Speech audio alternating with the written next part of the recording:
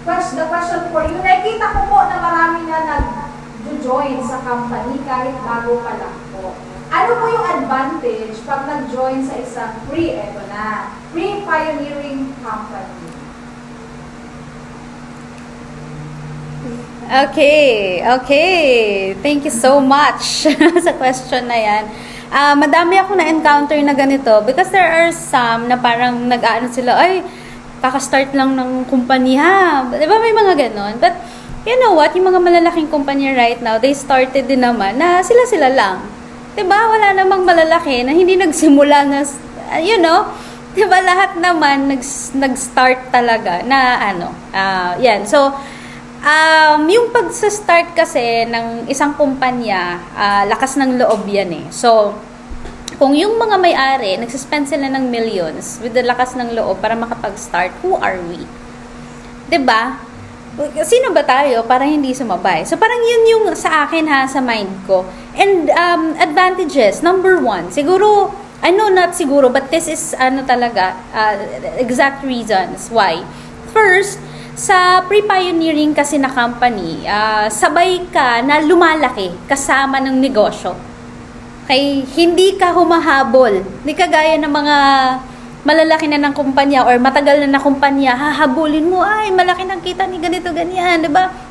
Ako din, gusto ko din ng ganyan. This time kasi, hindi ka humahabol, but ikaw yung nauna.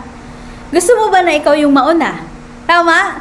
So, sino ba sa atin yung gusto kong mahuli ako? Wala, right? Gusto natin tayo yung mauna. Kahit nga sa pila, gusto mong mauna, di ba? Kahit nga sa pagsakay ng kung saan, sa pila, ikaw yung gustong mauna. Kumuha ng pagkain, ikaw gustong mauna. Di ba?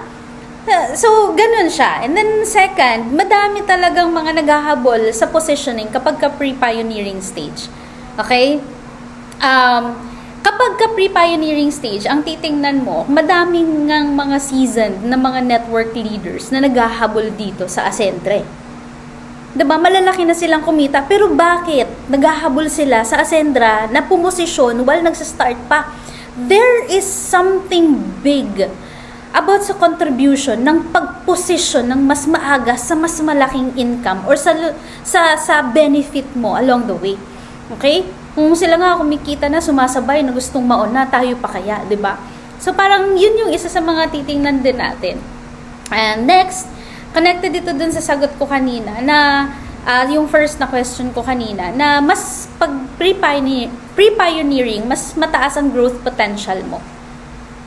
'Di ba? Why? Kasi maaga kang nakapasok sa sistema. Ito yung sistema ngayon. Kasi bawat kumpanya, iba-iba sistema. Nagkataon nga lang na maganda yung naging edge or advantage ng sistema or marketing plan ng Ascendra. Why? Yung Ascendra kasi, sa mga hindi pa nakakalam, nag-start po siya because of some mga leaders na nag-usap-usap na why not ito gawin natin para mas makatulong sa mga tao sa baba? Why not ito gawin natin para mas mabilis kumita yung mga tao? Why not ito gawin natin para, mas long-term siya? Why not ito yung gawin natin para mas matatag siya? So parang it started from there. So, kaya nga tinawag ang Ascendra na solution company. Kasi ito yung solution sa lahat ng mga questions and solution sa lahat ng mga gustong mangyari sana para kumita na hindi lang yung leader but lahat ng mga nasa baba. Kung ikaw yung nasa doon na sistema, nauna ka, ibig sabihin nun, mas kaunti pa yung mga tao na matututukan. Isa ka sa mga matututukan. And this time, masasabi mo talaga na priority ka. Sino ba dito yung gusto ng priority? Di ba lahat tayo? Okay, sige nga, magtaas nga ng kamay. Yung mga tao nga, ayokong maging priority. Ayokong mauna. Sige nga. Wala, di ba? Lahat tayo gusto natin maging priority. Lahat tayo gusto nating mauna. And priority ka ng mentor mo. Kasi yung mentor mo, sobrang gigil right now to do the business. And sasama ka niya, isasabay ka niya doon sa innovation na gusto niyang mangyari, doon sa growth na gusto niyang mangyari, doon sa malaking income na gusto niyang mangyari, to build a strong structure dito sa ganitong klase ng negosyo. So, napakalaki po ng contribution sa income kapag ka, pre-pioneer ka. And dahil tutok na tutok yung mentor sa'yo. Kasi, nagsa-start pa tayo. Hindi ko naman sinasabing later on hindi natutok ha. Ikaw kapag lumaki na yung organization mo, kumikita ka na, ikaw din tutok ka din sa mga tao na magsa-start din sa iyo. So, domino effect lang 'yan. It's just that nauna ka, hindi ka humahabol lang, but ikaw yung nauna. Hindi ka parang pangalawa, pangatlo lang, but ikaw yung priority. Sino dito yung gustong ganyan? 'Di ba? Lahat tayo. Kaya, huwag kang mag-isip kapag sinabing pre-pioneering. Basta ang pinakasinisiguro ko dito right now, sa pangalan pa lang, solution company tayo. And with the owners or the founders ng company natin, a total of 60 years of experience sa lahat ng mga founders and co-founders. So, hindi siya biro yung pagtatayo ng ganitong klase ng kumpanya. Okay?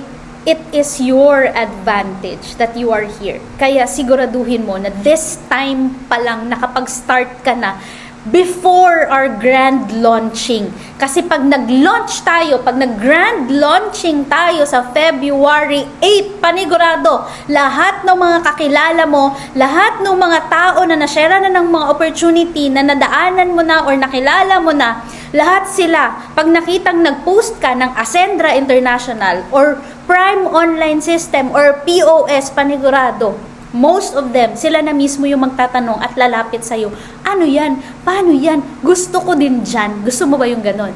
Kaya, this time pa lang, magsimula ka na sa pre-pioneering stage ng company natin. Ayun, so thank you so much, Miss May.